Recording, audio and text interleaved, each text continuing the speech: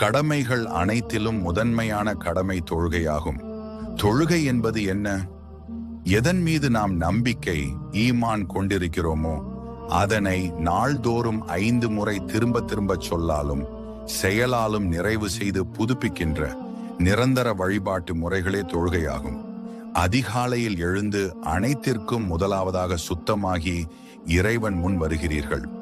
அவன் முன்னிலையில் நின்றும் குனிந்தும் சிரம் தாழ்த்தியும் உங்களை அடிமை என்று ஒப்புக்கொள்கிறீர்கள். இறைவனிடம் உதவி கோருகிறீர்கள். அவனிடம் போதனை கேட்கிறீர்கள். அவனுக்கு கீழ்ப்படியும் வாக்குறுதியை புதுப்பிக்கிறீர்கள். அவனுடைய திருப்தியை பெறவும் கோபத்திலிருந்து தப்பிக்கவும் அடிக்கடி இறைஞ்சுகிறீர்கள். அவனுடைய வேதத்தின் பாடத்தை நினைவூட்டிக் கொள்கிறீர்கள். அவனுடைய தூதரின் மெய்மையை பற்றி சான்று பகர்கிறீர்கள்.